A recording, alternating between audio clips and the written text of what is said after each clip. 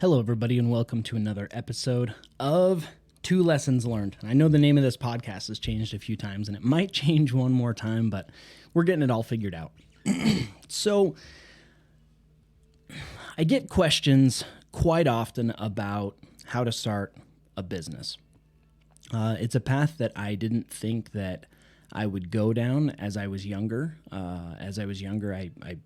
When I was little, I was like, oh, I want to be an astronaut, right? Because all kids want to be astronauts. And then as I got a little bit older, more high school, and right after high school, I wanted to be a dentist. Not because I had any passion about dentistry. It's just I heard they made a lot of money. Then I heard that the suicide rate among dentists is extremely high because a lot of them don't like their jobs. And I thought, hey, that's probably not the path that I want to go down. Everybody's story in business is very different. So I've read, I would say, over 100 books at this point, probably more. A couple hundred books at this point about starting businesses, running businesses, the psychology of business, the psychology of money. And I don't think that any of them do justice as far as the individualized portion that goes into business. So I just kind of want to tell more of my story and portray to you that no matter what your story is, you can get into business and you can add value to others, which when it comes right down to it, it is the adding value.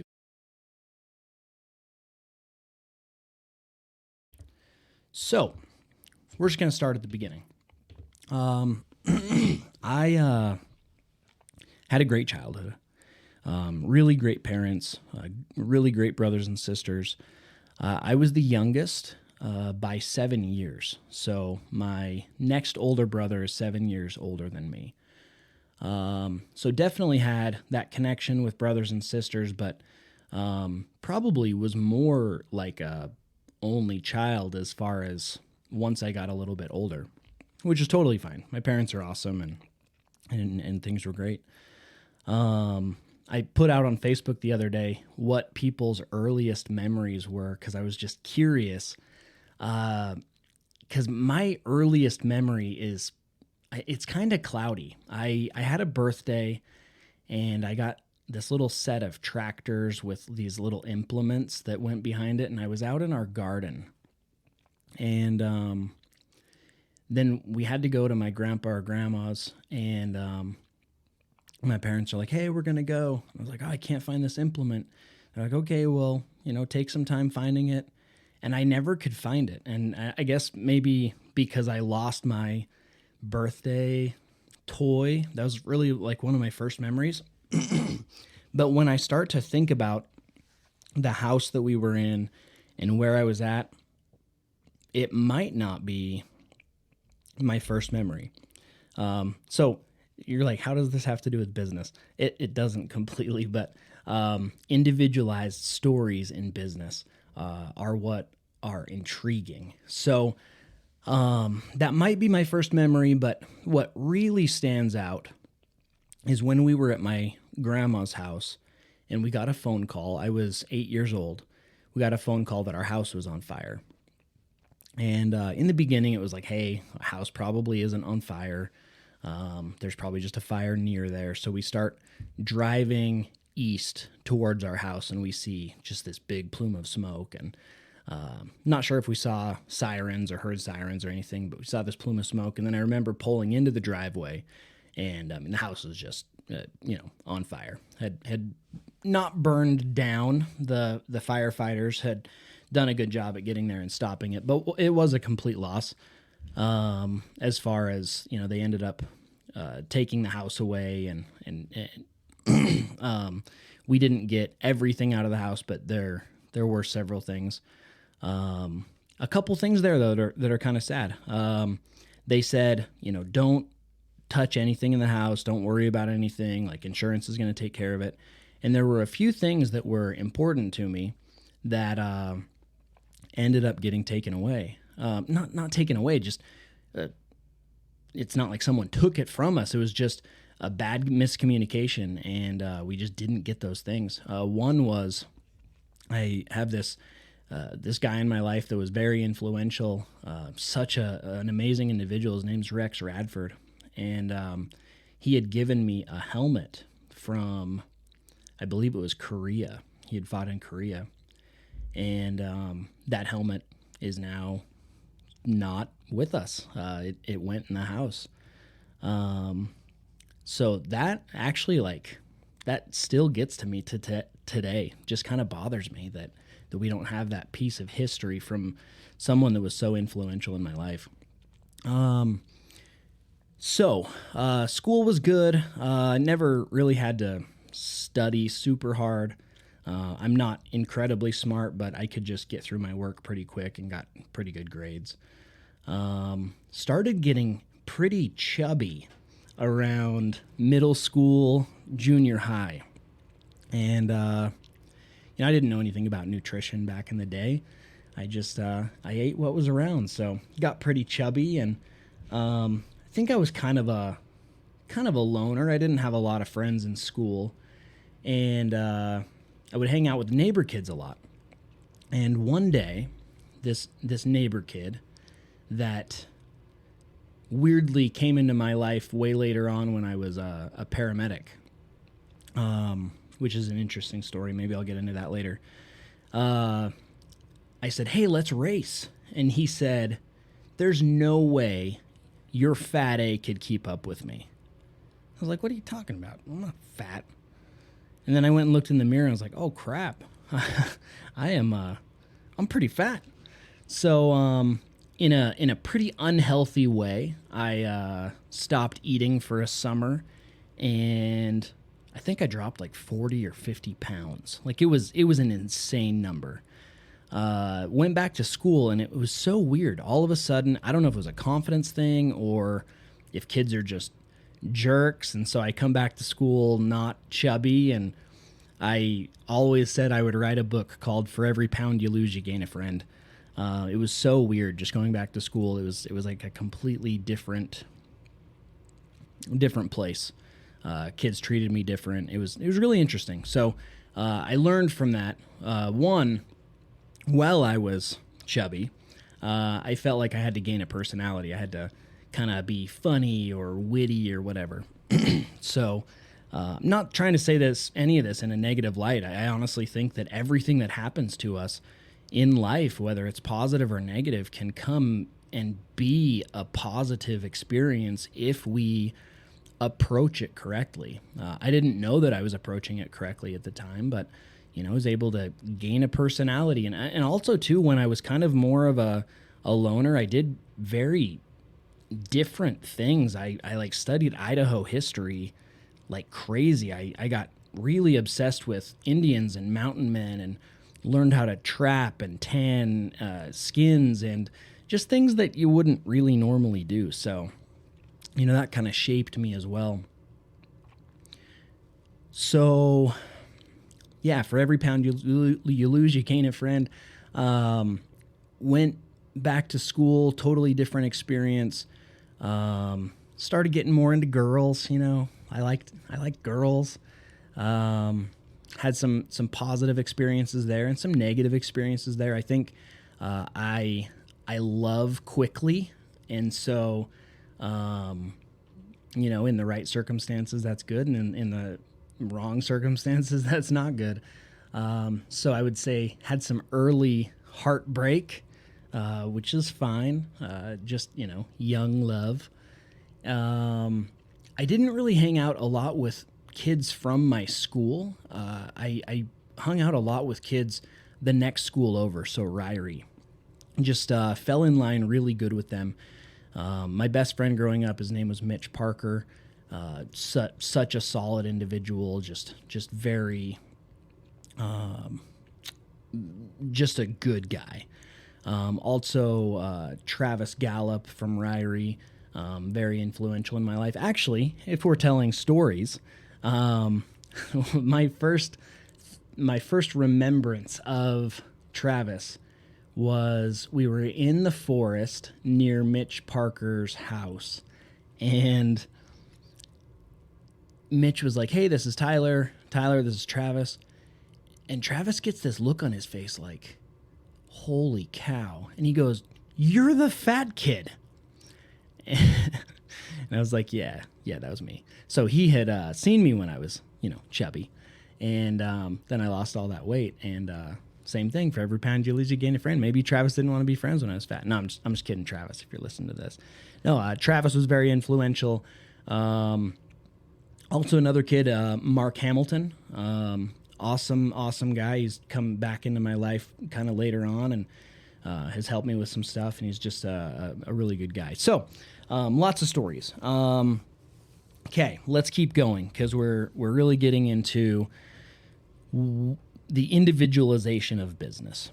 So this is all shaping me. This is shaping me into who I am and what I want to become, which truthfully at a young age, I didn't know what I wanted to become, but we're being shaped. So I think it's really important that we think of that when we are raising our children, when we're around other kids, when we're thinking about all the stuff that's going on today. And I'll even bring it up. I know this stuff is super controversial, not really in my friend group, but maybe in the nation. You've got these drag shows that are being put in public places. And I truthfully, and let's even get into this. When I was younger, I was pretty judgmental. I don't know if it was the area that we grew up in or what it was, but I was pretty judgmental, and I don't want to say racist, but like there was kind of a delineation between white and Mexican and black, and it's never that I looked down on it. It was just I felt like we were very different. That has completely changed with different places and things that we've done in our life, which I can also get into in this. So, and just going back to this, there right now there's these drag shows that are being put in public places in front of kids. Now, like I said, I might have been judgmental in the past. I don't care if someone goes and has a drag show and there are consenting adults that are choosing to be there. I'm fine with that. Like, whatever. Go do your life, live your life. I don't care if you're gay, straight, trans, black, white, green, alien. I mean, there's some aliens apparently popping into the United States now. The CIA's released some documents, and so's the Pentagon. We live among aliens, whatever. I don't care. Do your thing, but don't force me into it, and especially don't force our children into it. Go have your drag show on your own in a private place where there are consenting adults. Do it, and I don't care. As soon as you move it into a public place and you start sexualizing our children, that's the line. You've passed it. You're past the line. And that's just going back to the being influential on our kids. We need to see them as developing children that are going to become developed adults. We need to make sure that we are helping them in the right direction. And that's not the right direction. Sexualizing children and putting drag queens with no clothes on twerking in front of kids is completely unacceptable. This is going way off topic, but it is completely unacceptable, and very few people think that it is acceptable, and it's really sad that we're taking this acceptability from a few people and saying that it's okay for everybody. Anyways, be very conscious that everything that we are doing and saying to kids around us are molding them into what they're going to be in the future. So all of these things were helping me get to where I want to be.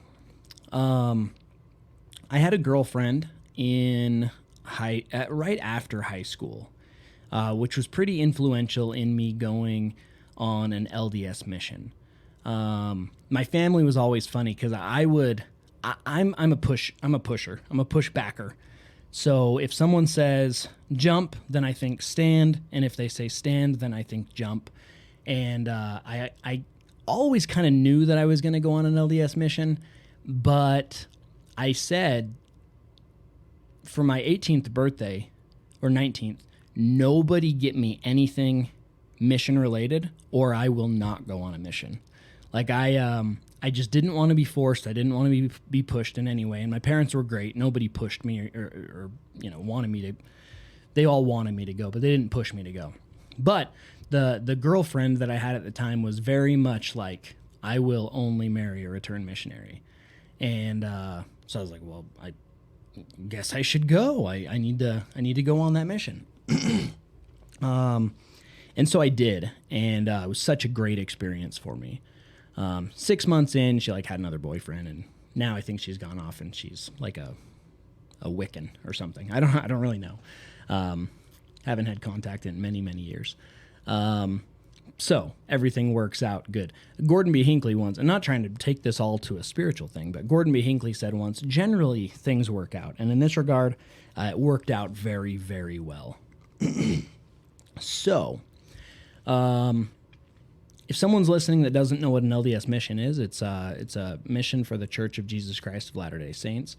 You go to an area that you're called to. You don't really have a say in where you're going. And it could be foreign, it could be domestic. And it ends up being 18 months for females and 2 years for males. I was called to the Mexico City West mission. So we went to Provo, Utah, to the Mission Training Center and learned. We used a book called Preach My Gospel. So we learned that book, and we were also learning Spanish.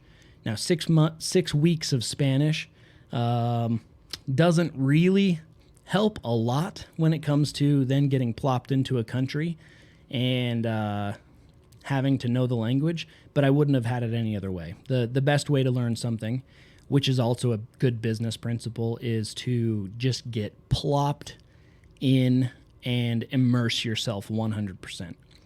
So I remember flying in. We spent more time at the MTC than we should have. I think it was 8 or 9 weeks because we weren't getting our visas. They were about to send us domestic, and then our visas came through. So I'm flying into Mexico, and I'm from Southeast Idaho, where I grew up in a city of 3,000 people, and now it's like double the size, but 3,000 people. I'd never really been to a large place. I'd been to LA and Salt Lake and Canada once, but and I guess hurrying and backing up, I had been to a lot of places. I spent a lot of time with my dad. He had a job where he would drive around Idaho and Montana servicing fertilizer spreaders. And so I got to spend a lot of time learning Idaho history and Montana and going to different places with him and spending a lot of time with him, which was awesome. So I'm flying into Mexico from Rigby, Idaho, 3,000 people. And we're flying over a city for like 30 minutes. I mean, we're in a jet, and it's just houses after houses after houses. And it's like, man, this is huge. When are we going to land? So we finally land and get out. We meet the mission president. He takes us over in the parking garage, and we're looking at this hill with some houses on it. And he's like, elders, because you're called Elder Martin. So elder and then your last name. Elders. There weren't any sister missionaries with us right there. Elders. How many people do you think are on that hill? I was like, I don't know. 100? 200? And he said, thousands. There are thousands of people on that hill. The houses were just stacked up on each other, and at that time in that culture, pretty much 3 generations would live in the same house. So you'd have grandpa and grandma, you'd have the parents, and you'd have the kids. And he said, you're here to serve them. You're here to help them, and you're going to meet more people than you ever have in your entire life. was like, this is awesome. So we get out, we go to a chapel, and we have some dinner. And then we meet our companions, and they say go. So I had a companion from Nayarit, Mexico, that knew zero English. And there's me knowing almost no Spanish. And that's how it all started. So such a great experience, a very difficult experience, but very great. You're just plopped into a country, really not knowing the language and going for it. Which, looking back, that was probably my first experience with diving into the unknown and being okay with it, which is also a really good business principle to get comfortable with. Get comfortable being uncomfortable. I think the first night I was hungry, and there were some people making some kind of like quesadillas, but a little bit different, downstairs. And I ate it, and it was the best, most spicy food that I've ever eaten in my entire life. It was so good. And then, full disclosure, the next day I pooped my pants. So I was like to my companion, I need a bathroom. I need a bathroom. And we didn't make it. And he was mad at me for like a week after that. I'm like, hey, man, I didn't mean to. But I couldn't really tell him, like that I was sorry because I didn't really know the language. But anyways, all character building, right? So throughout this mission, it's set up in a way where you're out helping people. And as you learn and develop leadership qualities, you get into different positions of leadership in your mission. And so the first kind of position of leadership is you become a trainer. So after my first companion, I was put with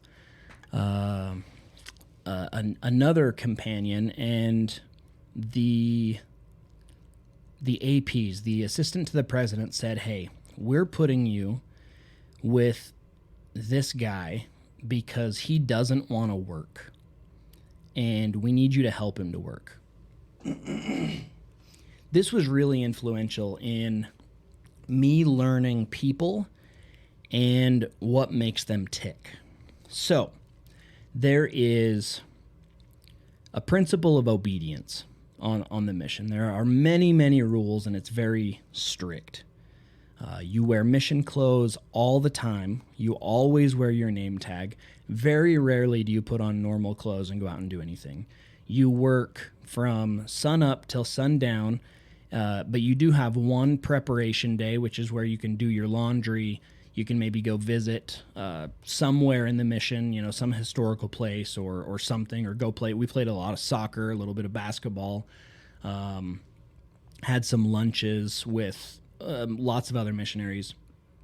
Visited I don't need to get into where I visited. So that obedience was very important. But my first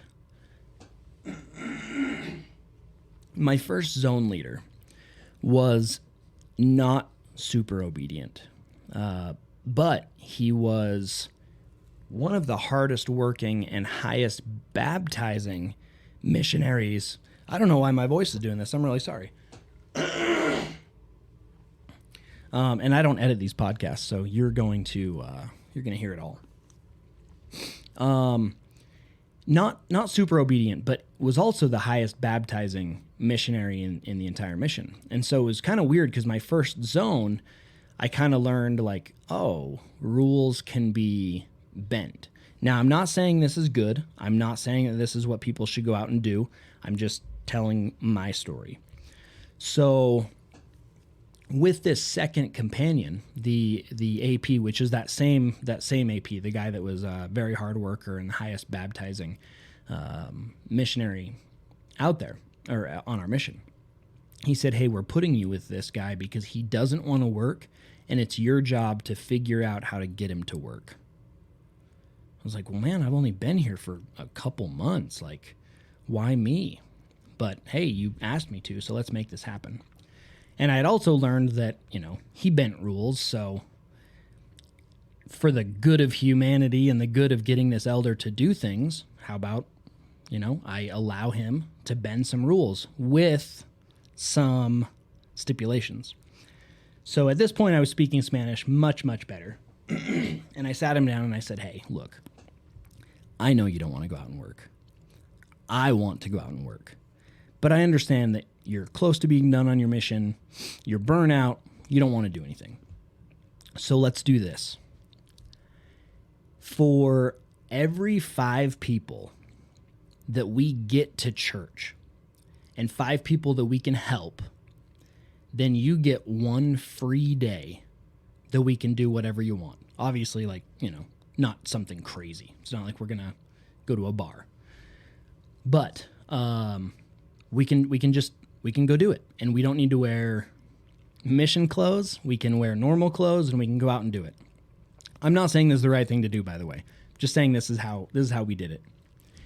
We ended up helping a lot of people in, I think it was 6 weeks that I was with him. And that kind of just taught me about people. He was fine working. It's just he didn't want to be working all the time. He wanted to be doing some fun things. Now, it's arguable, on a mission, you're there for 2 years and you just work. But in this situation, I was tasked with helping him figure out how to work.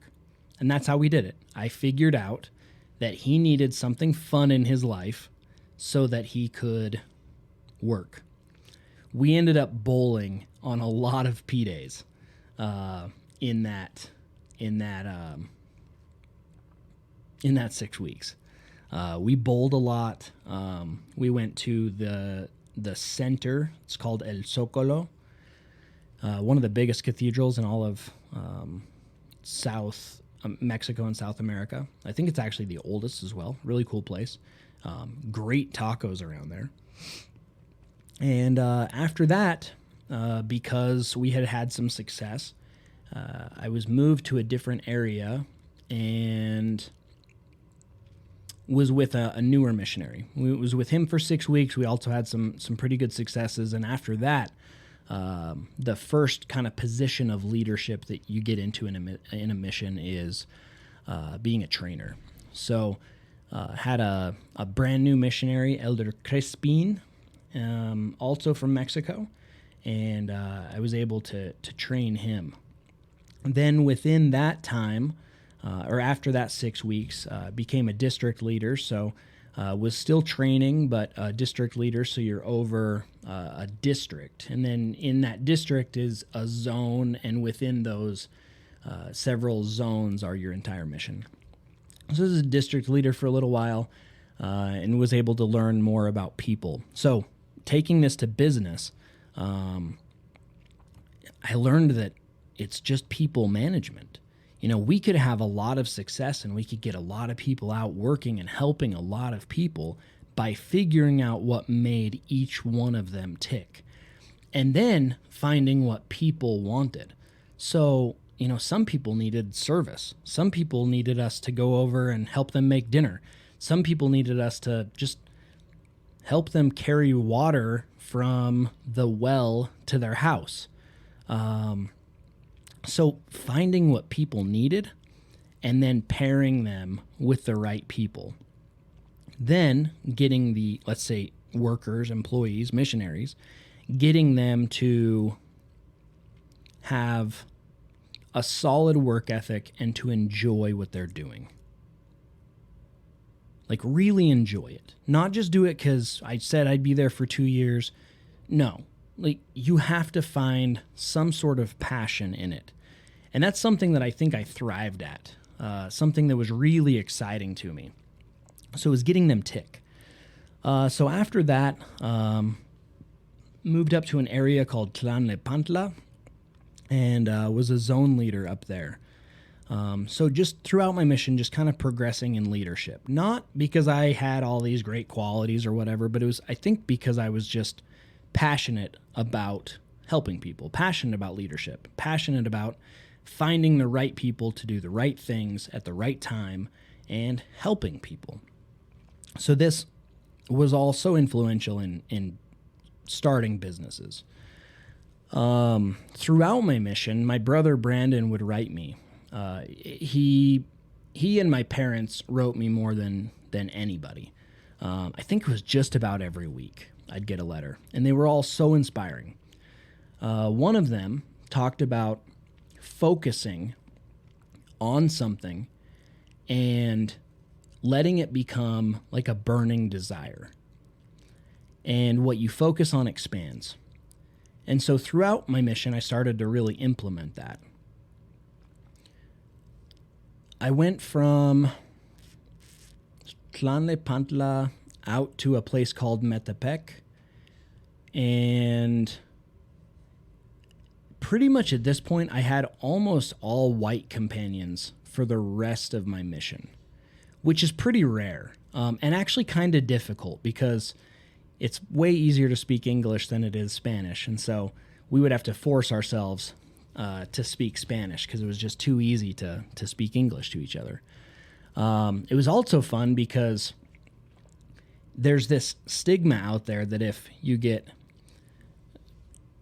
two people from each nationality together as companions, so two Mexicans or, two Americans, that they're just going to go off and have fun and they're not going to work hard and they're not going to find people to help. So when I got with this first companion that was white, he kind of taught me some things, and we had decent success. It was cool. And then another missionary was put with me in that mission, and I think that it was his first time being zone leader. And it was kind of like, oh man, they're putting these two together. Like, they're not going to do anything, which was interesting because we had both done a lot. But the whole idea was you put these two together and, same nationality, they're just going to. So we made it our mission, like, no pun intended on a mission. We made it our mission to go out and help as many people as possible. And we actually had a lot of success. It was really cool.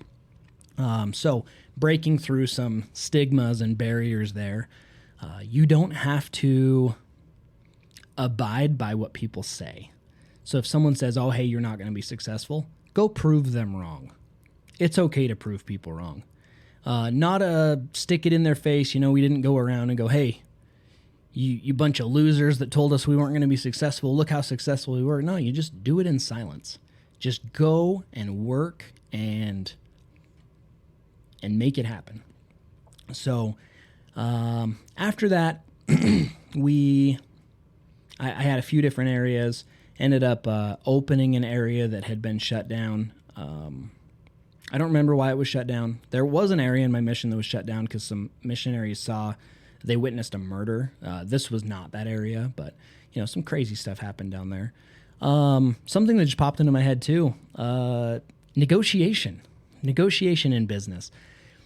The first time that someone went to rob us, I was freaked out. I was like, okay, yeah, take anything that I have. And my companion was from Mexico, and he puts his hand over on me like, hey, stop talking. Don't do anything. And he just gets really calm, and he goes, why do you want to rob us? And the guy's like, well, because you're dressed nice and you got a white boy with you and all white boys are rich. I want your shoes. I want your wallet. I want your backpacks. And he went, whoa. Wait a second. You're assuming that we're rich, but I want you to look at a few things here. Look at our shoes. Both of our shoes were tattered. I mean, we walk for 2 years. Our shoes are tattered. He's like, look at our shoes. They have holes in them. Look at our pants. Like, these are not brand new pants. Our shirts aren't completely white because we wear them every day. And we're walking. So we're not even in public transportation. Public transportation here is cheap, and we obviously can't afford public transportation. And now I want you to look at my name badge. It says Jesus Christ on it. Do you really want to rob somebody that has no money, that can't use public transportation, and that they have a tag that says that name on it? Do you really think that this is a good thing to do? And the guy was like, "Ah, whatever, man." And he walks away. It blew me away. Used it a couple other times on my mission when I was with other missionaries that after I understood that, someone would walk up, "Hey, give me your backpack." Be like, "Hey man, why do you want our backpack?" And then just explain the whole thing again. Sometimes we ended up giving them Book of Mormons. Like, "Hey, I'm not gonna let you rob us because we really don't have much to rob, but in this backpack, I have a book. You want a book? Here's a book." So that was fun as far as negotiation skills. And now I can travel to Mexico and feel pretty good about it. We go to Mexico and I feel completely safe. So I won't keep on the mission very long, but it was very influential in me starting a business later on because I felt like I could do anything. So I get home off of my mission, and within a week, I had met Kira, who is now my wife. 6 months after my mission, we were married. And I remember I went on a camping trip with her parents and her. And her dad asked me what I wanted to do. And I was like, well, I either want to be a dentist or I want to own some businesses. And he was being really funny. And he looked at Kira and he's like, well, which one of those would you like? And she's kind of like, I don't care. But I was pretty dead set, pretty quickly dead set that business is where I wanted to be. So an opportunity arose fairly quickly after I got home. It was actually before we even got married, to start a rock climbing gym. We worked for really good friends of ours, Justin Packard and Courtney Packard, and they owned a gymnastics center. And also, when you start a business, it doesn't have to be your idea, just so you know.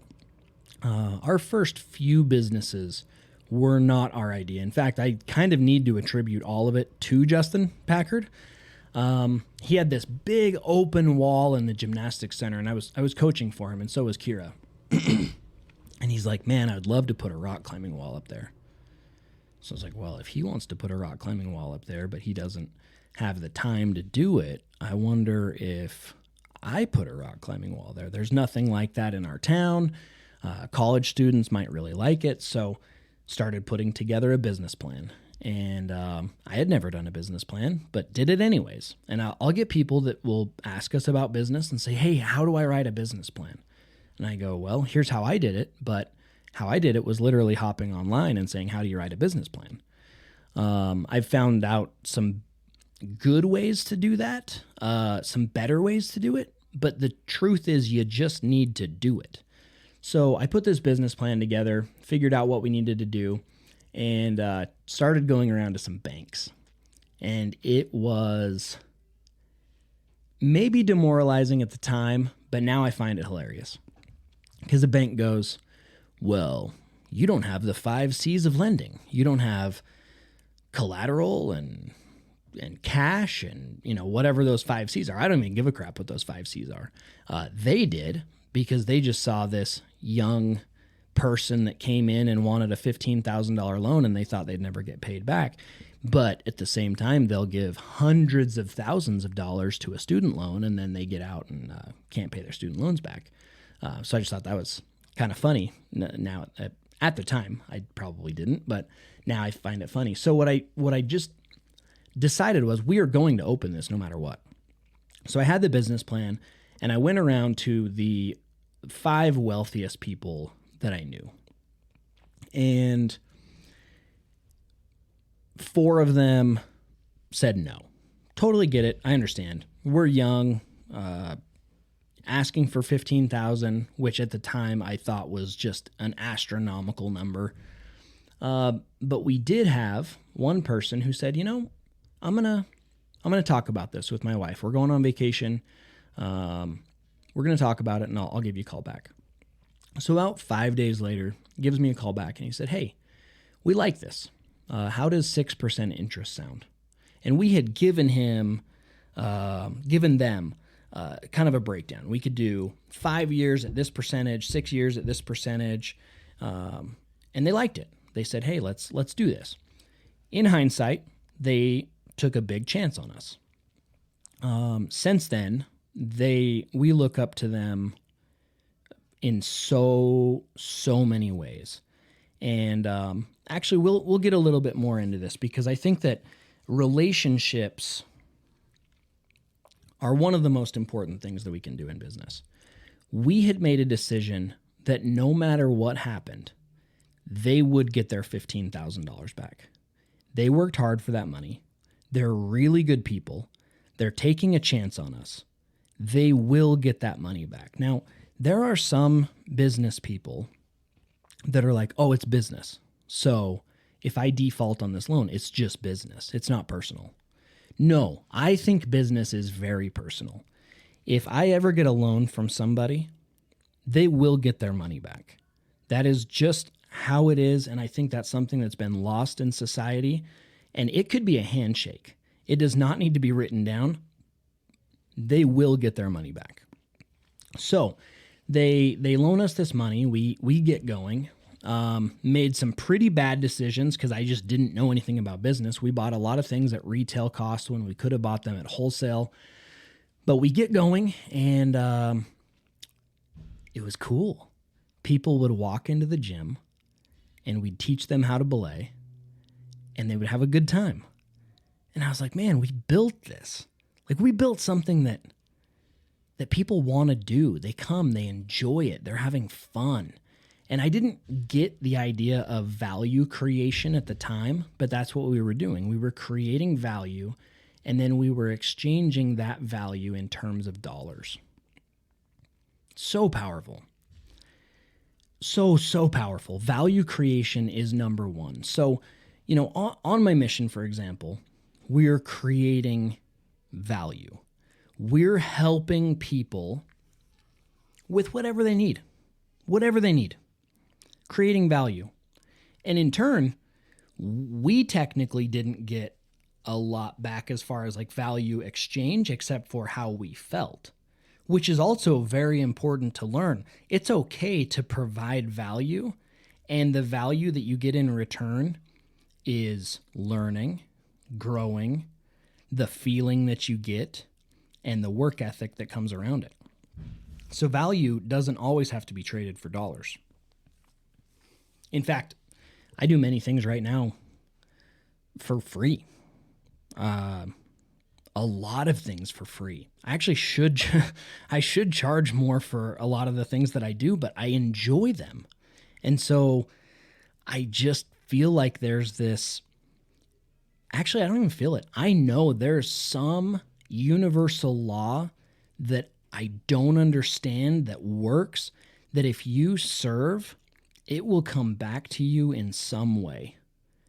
It might be monetary, it might not be monetary, but it will come back to you in some way. So, people are climbing, we're loving it. We think it's so cool. And through that time, we are managing apartments. So that was really good for us as far as learning the business side of apartment management and people management and how everybody is so incredibly different. Some people are easy to work with. Some people are hard to work with. And we managed apartments for, I think it was about 5 years, 2 different apartment complexes, and worked with great people in both of those. The first owners were Melanie and David, and so amazing. Such great people. Loved working with them in every way. It was funny because when we had our interview with them, Kira was pregnant, but we didn't tell them because we're like, if we tell them that she's pregnant, like they might not hire us. So I think it was maybe even that same day, Melanie asked Kira if she was pregnant, or it might have been a couple weeks later. But she's like, "Yeah, I am. I hope that's okay." And Melanie's like, "That's actually one of the reasons why we're going to hire you. We love pregnant people, and it keeps you home, which is really good because then, people can come and you can help people all day long. And anyways, it was awesome. So managing apartments was really good for us. If I were to be able to counsel young people right now on what to do to be successful in business later on, it is immerse yourself with really good people that know what they're doing and just emulate them in any way possible. So as I look throughout my life, I tried to be a lot like my dad. He was the type of person where many Saturdays we went and just helped people. I remember doing concrete. I remember doing roofing. I remember doing framing. It was just, if someone needed help, we just went and helped them. It was something that I learned from my dad. Emulating my brother Brandon. Very good work ethic and very smart, and he thinks through things, and he doesn't conform to the common narrative. He really thinks things through. As time went on, trying to emulate other missionaries on my mission. Well, let's start even with friends. So friends in high school, trying to take their positive qualities and be more like them. Doesn't mean you can't be yourself, but being yourself might mean developing into who you are. So finding people and surrounding yourself with good people. People on my mission, whether they were companions or leaders or people that we were helping, whoever it was, emulating the good. Getting back home and trying to emulate people that I worked for. I want to say professors in college, but there were very few that I actually would have wanted to emulate. But maybe two. Emulate good people. The people that we worked for when we were managing apartments. The first set of apartments, absolutely wanted to emulate them. And then it's also important to know who you do not want to emulate. So second set of apartments that we managed, didn't want to be anything like the person that we worked for. Learned very quickly that is not my leadership style, and I wanted far from that. So surround yourself with really good people. Just continuing on. We started a gymnastics bus. So this portable or mobile gymnastics bus, and we would take it to daycares and preschools and Montessori schools and teach gymnastics in the bus, like preschool age gymnastics. And it was awesome. You're able to give a product, you're adding value to some kids that might not get that value. Working parents, they're busy, they might not be able to take kids to gymnastics after preschool, so they were daycare, and so they were able to get it during daycare. It was really, really cool. Also, not my idea for the bus. That was Justin Packard as well, so thank you there. But again, it's okay to take someone else's idea with their permission and go out and start it. I'm a jumper, so I don't like to do things halfway. I like to go all the way. So I started to get into CrossFit, and very quickly was like, well, if I'm paying for a membership, I might as well become a coach. I really want to learn this stuff. So I became a coach, and then ended up with a friend buying half. I'm trying to think here. Yeah, so we bought half. So I owned a quarter of a CrossFit affiliate. And then later on, we ended up buying out the other half partner. So then we owned half. And then later ended up buying out the half from the friend. So we owned the full thing.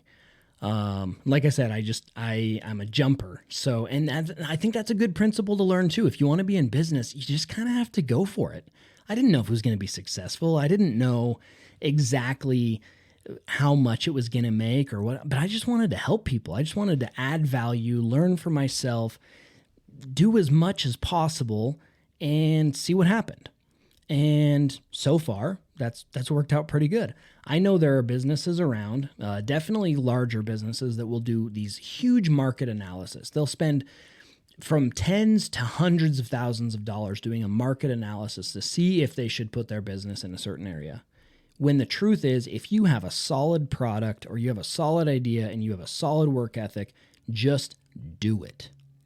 It could be a lean startup. You don't need to spend $1 million starting up a gym. You can spend $15,000 starting up a gym. And when it becomes successful, you can start to add more and more into that. Now, going back to relationships, we created this relationship with the first people that gave us the loan for the rock wall. They then gave us a loan for the gymnastics bus. And our goal has always been pay them off early and always pay them off no matter what. And that has grown, and I won't go into all of the things that we have done with them, but the money has grown from $15,000 to much, much more. And our goal has never changed. They not only get their initial money back, but they earn all of the interest that is accrued throughout that time.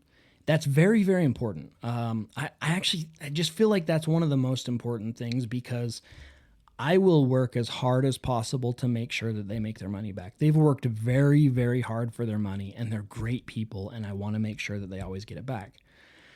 So that's just a principle to think of. You're adding value to people in so many different ways in business. You're adding it through the product or service that you're selling. You're adding it through yourself and what you can help people with and what you can teach people. And then you are adding it through whoever is funding your venture.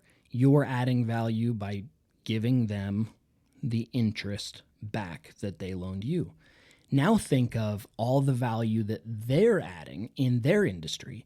So whatever industry they do, they're adding value, and then they're getting that value exchange back in the form of dollars. Then they're able to take those dollars and loan them to us so that we can add value, and then we can add value back to them. The free market capitalist system is absolutely incredible when used correctly. Right now, we do not live in a free market capitalist system. We live in a crony capitalist system. Now, I'm talking on the national government level. On the small level that we've done, it is complete capitalism and and free market. If we have a bad product and a bad service and I'm a crappy person, then that's going to be reflected and we're going to go out of business. That means that I lose everything, and that means that I can't pay these good people back that are also adding value. So when there's government bailouts and stuff like that, that's not capitalism. That's cronyism. I really wish that we lived in just a very solid free market capitalist society. I think it would flourish. But as soon as you get bureaucratic involvement in, I'm probably taking this a little too political, but as soon as you get bureaucratic regulation, over-regulation in certain ways, it's not capitalism anymore. What we've done is complete, pure, utter capitalism. My goal is to add value in every single way possible. And then once we find where we can give the most value, we focus there. Then that value can go back to investors. Okay. Anybody can start a business. Anybody listening who wants to start a business, I urge you to start a business today. Not tomorrow. We can't do this. I'll start it on Monday crap. You start it now. File paperwork for an LLC. You don't even have to have the correct name. So maybe your business is going to be foodjournaling.com, which is a terrible name. Maybe that's not going to be the name, but you don't know it yet. You might not even know what business you're going to start, but you're still going to start it today. You're going to hop on and you're going to file an LLC, and it could be some name that you come up with. It could be Brick Wall Distributing LLC. Later on, you can do a doing business as, and you can change the name, and it's all good, but you're going to start today. So get on, file your paperwork, get an LLC.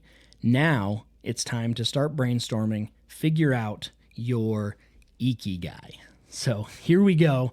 The last 6 minutes, we're going to talk about ikigai. And my whole life has moved me to figuring out that we need to live by this Japanese term called ikigai. It doesn't directly translate because it's a very complicated word. And it's complicated in this fact. You need to find the balance between doing something that you're good at, something that serves the world,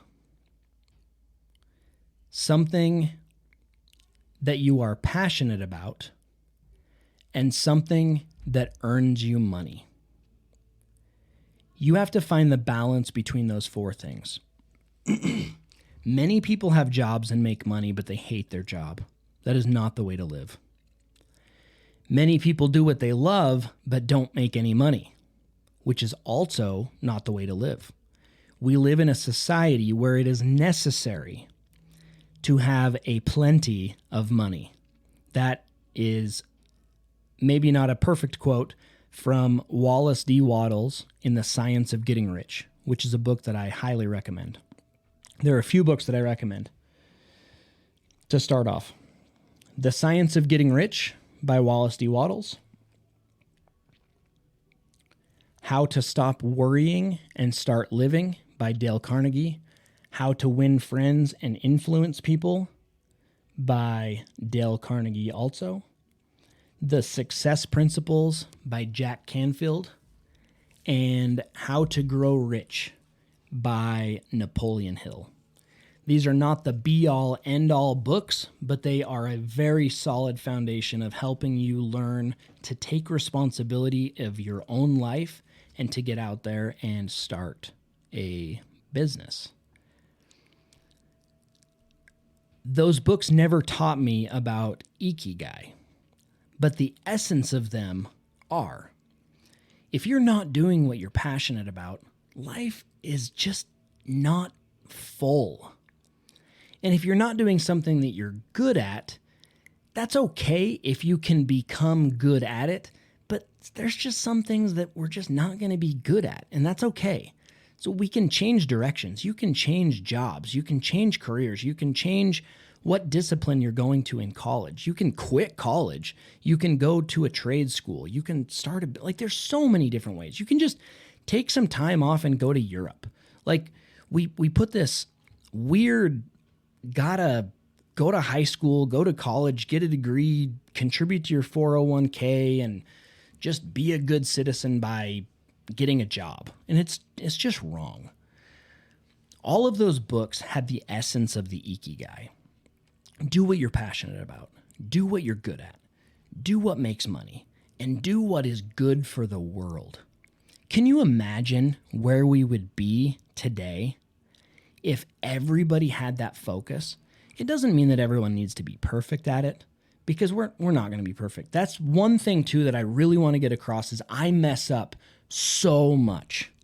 I look back at the last 15 years and I go, man, if I would have done this, I'd be in a way different position. If I would have done this, I would have done this. And actually, I'm not even, we're almost done with this. I'm not going to get into my last 2 years because I've made a lot of mess ups in the last 2 years and that I'm still getting out of. And probably a year from now, we'll do an episode about my last 2 years. It'll be 3 years at that point.